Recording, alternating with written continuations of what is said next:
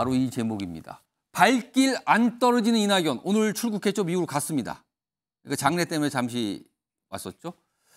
그런데 돈 봉투에 들끓는 비명계라고 돼 있습니다. 이렇게요.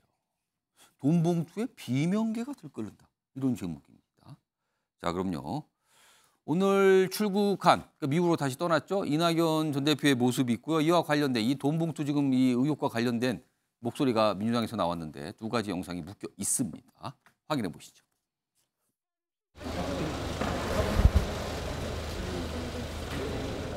건강하게 잘 다녀오십시오. 싸우지 마시고. 아이고, 예. 송영길 전 대표 돈봉투 관련 사건이 있었는데 그것과 관련해서 혹시 당의 우려를 표현하시거나 하실 말씀이 없으실지요? 혹시 귀국 일정은 정해지셨나요? 잘 다녀오세요. 우리가 이제 지금까지 그런 논란들이 많았잖아요. 네. 감각이 무뎌졌어요, 지금. 옛날 같으면 이 정도 일이면 벌써 당이 난리가 나고 그렇죠. 지도부가 바로 밤에 막 밤 9시에 뭐 예를 들어 8시에 뉴스가 나왔다. 네. 그럼 9시에 회의를 긴급 최고위원회 소집을 해서 바로 어떤 조치를 발표하고 이렇게 갔어야 정상이에요. 네네.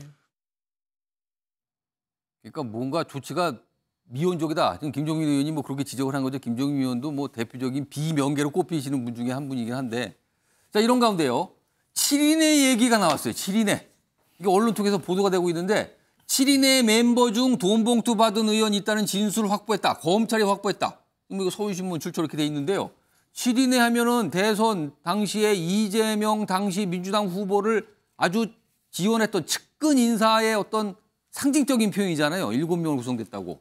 여기 7인의 멤버가 있어요. 여기 보면 뭐 정성호 의원, 문인석 의원 등등등등등 뭐 이렇게 7명으로 구성되어 있다는 걸 알려져 있는데 근데 이거에 대해서 정성호 의원은 검찰이 언론에 흘리는 기획적 행태다. 정확히 이름 대고 조사하라. 뭐 하는 거냐? 이렇게 또 반발하고 있는 상황인 거예요.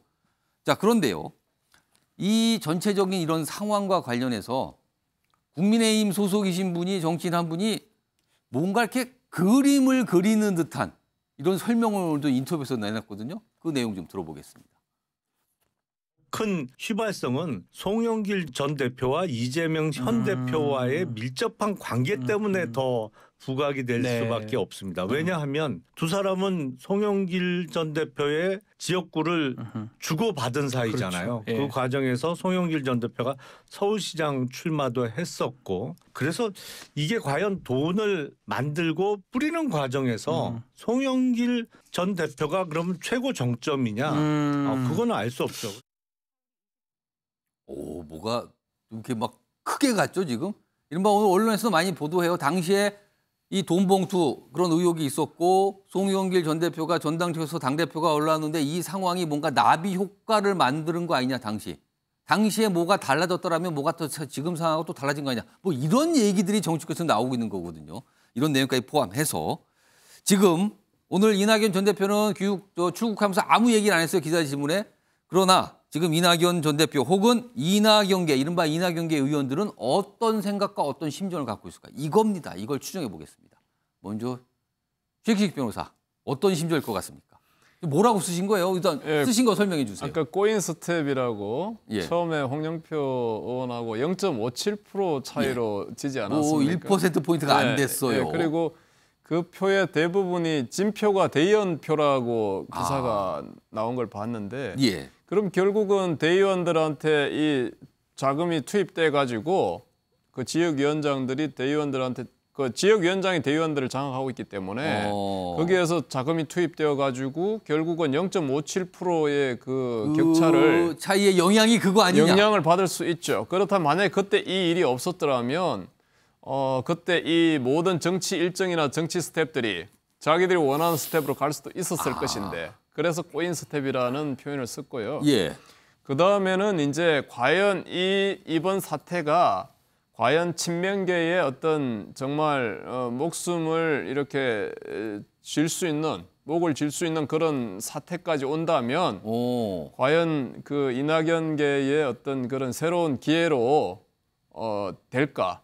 그런 생각을 하면서 복잡한 신경 속에서 오늘 출국을 하지 않았을까 그렇게 생각을 해봅니다. 그러니까 생각 중에 이낙연 대표 또 이낙연 계는 지금 그때 꼬였네. 앞으로 뭐가 좀 될까? 뭐 이렇게 생각하고 있다는 거네요. 그러면요. 뭐 이와 관련해서 사실은요. 이낙연계 정치로 꼽히신 분이 오늘 뭐 이런 얘기도 했어요. 사실은 시간이 지나서 귀국을 6월 말에 할 예정이거든요. 이낙연 대표. 그렇다면 아무래도 상황에 따라서 역할이 있을 수도 있다. 뭐 이런 취지의 설명까지 꺼내놓은 상황입니다. 자, 이번에 박원석 전 의원 부글부글 간단하게 쓰셨는데요. 자, 어떤 심정일까라고 보십니까? 한마디로 그런 심정일 것 같아요. 아까 이제 들끓는다는 표현도 나왔는데 일단 뭐 지난 일을 되돌아보면 이게 2021년도 전당대회였습니다. 그게 이제 대선 후보 경선을 앞두고 열린 당 대표의 당권의 향배를 대선을 관리하는 당 대표를 정하는 전당대회였죠. 그렇죠. 만약 그때 이 전당대회 결과가 달라졌더라면 그 이후에 민주당 내의 정치 상황이 달라졌을 수도 있는 거 아니겠습니까? 그래서 아무래도 과거를 이렇게 돌이켜서 지금 본다면 이른바 이제 뭐 이낙연계 내지는 비명계라고 할 수 있는 분들은 상당히 감정적으로 뭐 부글부글하고 제가 표현을 썼습니다만 그런 측면이 있을 것 같고요. 또 한 가지는 결국 이 사건이 민주당에 미칠 파장인데요. 지금 뭐 첩첩산중입니다.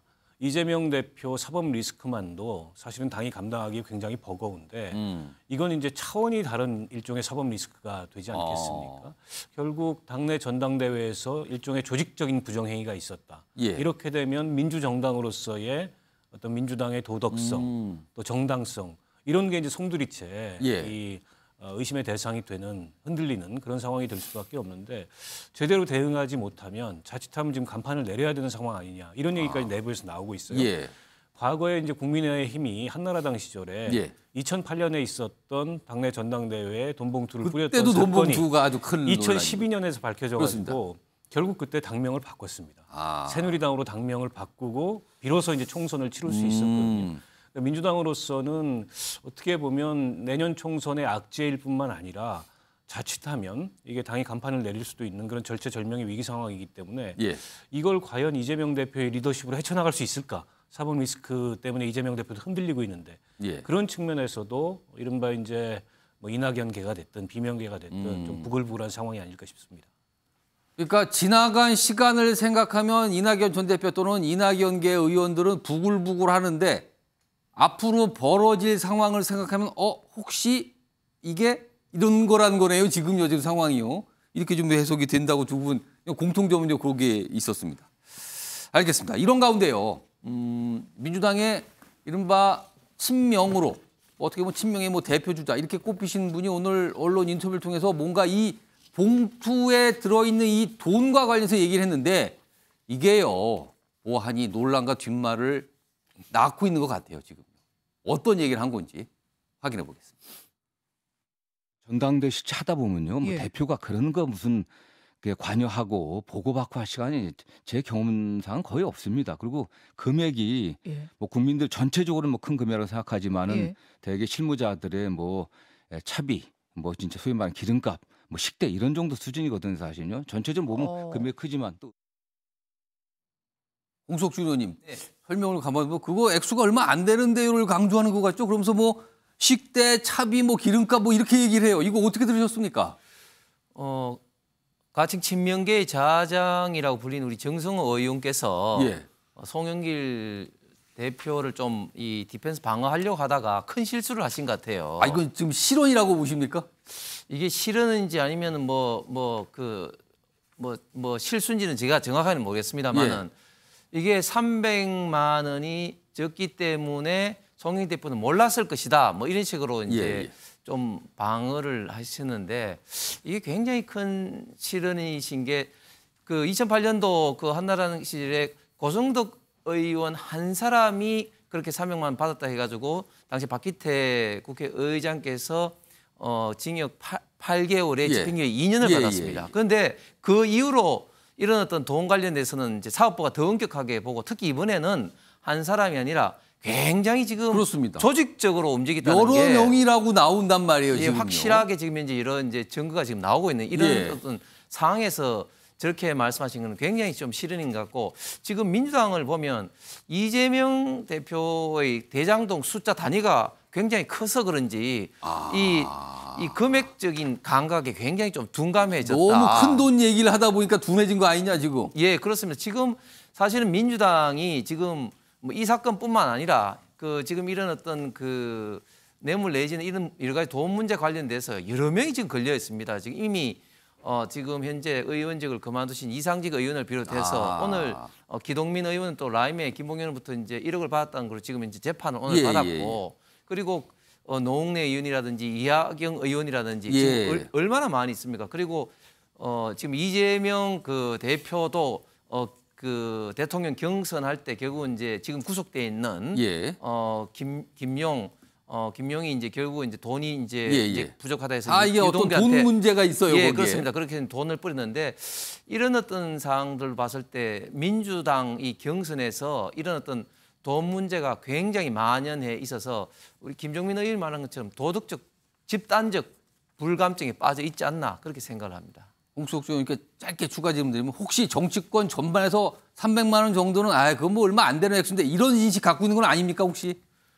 지금 공직선거법 정치자금법은 돈 몇십만 원 받아도 당선 무효인 100만 이상 다 액수가 문제가 아니라는 거죠. 그렇습니다. 그거는. 네, 알겠습니다. 아무튼 이건 좀 여기저기 반응이 좀 많이 나올 것 같은 발언을 하셨어요 오늘요. 자 이런 가운데요.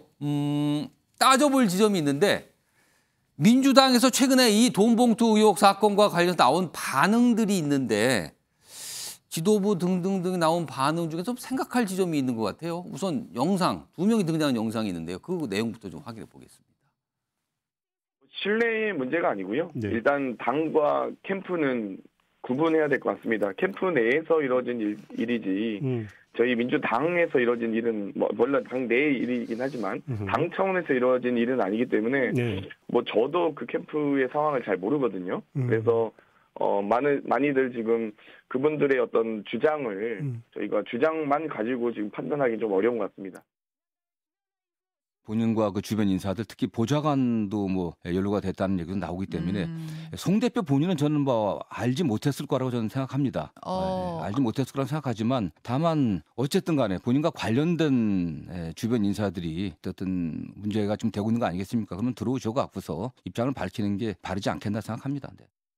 의원님. 그러니까 지금 두 분의 말씀은 그거예요. 당과 캠프 이거 구분해서 봐야 된다. 그러니까 송영길 대표가 좀 뭘 해야 된다는 뜻이고 그다음에 송영길 전 대표 주변 인사들의 얘기가 나오는 거니까 이것도 뭔가 입장도 내야 되고 한다. 이렇게 되는 거잖아요. 자, 이 사안이요.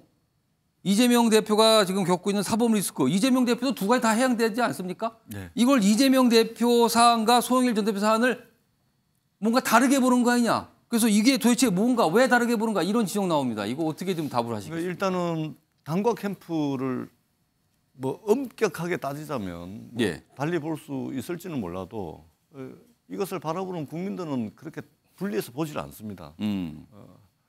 당의 일각 아니겠습니까? 당의 한 부분이죠. 그렇기 때문에 그렇게 이제 분리해서 국민들을 보지 않는다라고 생각을 하고 있고, 그다음에 이재명 대표와 송영길 대표를 또 서로 다른 기준과 잣대로 지금 평가를 하는 거 아니냐. 그런 시각이 있습니다. 이런 이제 평가가 있는데 상당히 저희들이 좀 설명하기에 난처한 그런 이제 상황입니다. 좀 난처해졌다. 솔직하게 말씀드리면 왜 그러냐면 그리고 또 그도 그럴 수밖에 없는 것이 사실은 윤석열 정부가 이제 검찰권을 행사를 하면서 칼자루를 쥐고 있는 거 아닙니까? 근데 야당인 민주당은 지금 지난 1년을 지켜보시면서 아시겠지만 칼날을 잡고 있습니다. 칼자루를 잡고서 이렇게 휘두르고 저렇게 휘두르는데 그러면 사실은 칼날을 잡고 있는 야당 입장에서는 휘두르는 대로 휘둘릴 수밖에 없거든요. 그러다 보니까 어떤 일정한 기준과 일정한 잣대를 가지고서 이게 원칙 있게 이렇게 일관되게 적용하지 못하는 경우가 들어 있는 것이죠. 그러니까 그러면 안 되는데 현실에서는 사실 그러지 않을 수 없는 여러 가지 변수와 상황들이 이제 발생을 하다 보니까 설명하기도 상당히 좀 난처한 입장에 처해져 있는 것이죠. 그러나 어떻든 그것에 대한 판단 기준은 국민들의 평가이기 때문에 이번 일을 계기로 해가지고 어떤 혁신에 말하자면 신호탄을 쏘아 올릴 수 있느냐 없느냐 이것이 저는 민주당의 과제라고 생각을 합니다. 그러니까 왜 기준이 다르냐? 두 인물에 대해서 이거에 대해서 지금 전재수 의원님께서 솔직하게 말씀을 하신 것 같네요. 난처하다. 답하기 참 난처하다. 지금 상황이 어렵다. 이런 말씀을 좀 해주셨는데요. 이런 가운데 송영길 전 대표 지금 프랑스 파리에 머무르는 걸로 알려져 있는데 22일 날 뭐 회견한다는 얘기가 있거든요. 일단 요 어떤 여러 가지 최근에 언론을 통해서 해명을 내놓고 있는데 이재명 대표에게 전화 통화를 통해서 충분히 설명했다. 22일쯤 기자간담회 할 것. 거기서 회견 형식을 하겠다는 거잖아요. 그러면 그 전에 들어온다는 얘기가 없는 거예요. 그래서 정치권에서는 사실상 조기 귀국하라는 당의 어떤 요청을 거부한 거 아니냐. 이렇게 해석이 됐거든요. 이런 가운데 돈 봉투 의혹과 관련해서 내가 뭘 알겠나. 모른다라고 부인합니다. 모른다. 내가 뭘 알겠나. 검찰 조사 보고 판단해야. 그럼 이거 볼 때까지 시간 걸릴 거 아니에요. 그럼 빨리 안 들어온다는 얘기를 22일 날 하려는 걸까요? 이렇게 좀 보입니다. 자, 이와 관련된 영상이 좀 있거든요. 확인해 보겠습니다. 형이 뭐 어디서 이제 구했는지 그런 건 모르겠지만 내용은 모르고 많이 처리를 많이 했더라고. 그래서 많이 처리한 거하고 여기 우리 조직본부하고는 상관이 없는 거 아닐까? 상관이 있는 거야? 상관이 있지. 어차피 같이 일하는 사람들 다 자기가 다니면서 조금 준 거니까. 어차피 그 돈이 그 돈인데 뭐. 귀국할 것처럼 뭐 다들 그렇게들 알고 있는데 저는 조금 생각이 달라요. 아, 귀국 안 할 거다? 네, 당장은 안 할 것 같은 그런 생각이고요. 왜냐하면 송 대표 입장에서는 결국은 송 대표하고 이제 연결고리, 구체적인 연결고리를 확증적으로 찾는다는 게 사실 포인트가 될 텐데 그게 이제 쉽지는 않거든요. 보통 우리가 이제 이런 문제가 생기면 일단 당직에서 빼는 경우가 있고요. 그다음에 탈당을 하거나 자진 탈당을 권유하는 경우가 있습니다. 전에 이제 송영길 대표가 우리 부동산 거래 관련해서 의혹이 터졌을 때 사실관계가 확인되기 전에 이게 의혹이 불거진 상태에서 의원들한테 자진 탈당을 권유를 했었어요. 그래서 그때 이제 뭐 우상호 의원도 그 권유를 받고 상당히 불만을 표시하고 그랬잖아요. 그러니까 김종민 의원 말은 옛날에 그랬잖아요. 의료진 비슷할 때 탈당하라고 이런 나왔는데 왜 뭐 이거죠? 여기 보시면 강래구 이 감사 지금 여기 좀 어떤 의혹의 중심에 서 있잖아요. 지금요. 뭐 이런 얘기가 나와요. 영길이 형이 뭐 어디서 구했는지 영길이 형 이런 게 나온 겁니다. 녹음에 지금 이 상황입니다. 자, 박원석 전 의원님. 일단 이런 상황을 다 감안할 때 이쯤 되면 민주당 또는 이재명 대표는 어떤 결정을 할 수 있고 해야 된다고 보십니까? 일단 사과하고 송영길 전 대표한테 조기 귀국을 요청하고 했어요. 어제 했어요. 재발 방지책 마련하겠다 이렇게 선언을 했는데 송영길 전 대표가 빨리 들어와야 됩니다. 근데 지금 보니까 빨리 안 들어올 것 같거든요. 본인이 이 사안에 대해서 법률적인 책임이 있는지 없는지는 와서 따져볼 문제고 설사 법률적 책임이 없다 그러더라도 저렇게 돈 봉투가 뿌려졌던 배경에 그 수혜자는 당시에 송영길 대표였어요. 때문에 정치적 책임, 도의적 책임이 없다고 볼 수 없고 전직 당대표까지 지내신 분이기 때문에 저거를 뭐 프랑스에서 나는 몰랐다. 이렇게 이제 뭐 변명 같은 해명을 할 문제가 아니고. 박원석 의원님 수혜자. 그러니까 이해관계가 있다라는 거로 지금 보시는 거예요. 수혜자라고 지금 그러셨어요. 그런데다가 지금 이제 공개된 녹취록으로 봤을 때 송영길 대표가 저 상황을 알았을 수도 있고 또 혹은 지금 나온 거 보면은 뭐 본인도 직접 돈을 만들어서 전달했을 가능성까지 거론되는 마당에 이제 저런 의혹을 와서 해명을 해야 될 거 아닙니까? 그게 뭐 프랑스에서 기자회견 한다고 해명이 되겠습니까? 프랑스에서 해명을 하려나요, 그럼? 저는 그거는 그 당대표까지 지내신 분으로서 그 적절한 그 처신이 아니라고 보고요. 일단은 빨리 송영길 전 대표를 귀국시켜야 된다. 그 점에 있어서는 민주당 내부에 이론이 없는 것 같아요. 근데 만약 송영길 대표가 계속 안 오고 예정돼 있기로는 지금 7월까지 거기 계신다는 예정인데 그때까지 만약 버틴다라고 한다면 당으로서는 부담이 굉장히 커질 수밖에 없고요. 그렇게 되면 민주당 내부에서도 당대표가 모종의 결단을 해야 되는 거 아니냐. 뭐 탈당을 권유하든 출당 조치를 취하든 그리고 당내 여론도 그렇게 돌아갈 가능성이 높습니다. 당대표까지 지내신 분이 무책임하게 이게 뭐냐라는 여론이 의원들 사이에서나 당원들 사이에서 생길 수밖에 없기 때문에 일단 이 문제를 푸는 첫 그 실마리는 송영길 대표가 귀국해서 수사를 받든 해명을 하든 이 문제를 피하지 말고 응해야 된다 이렇게 생각합니다. 지금 프랑스, 뭐 이웃 국가 뭐 룩셈부르크로 넘어갔다는 얘기도 있고요. 뭐 일정 때문에 뭐 다시 프랑스로 파리로 온다는 얘기도 있는데 아무튼 유럽에 있는 송영길 전 대표도 생각이 복잡할 것 같다고 추정이 되네요. 지금요. 상황이 이렇습니다. 국내가 굉장히 시끄럽습니다. 본인과 관련해서요.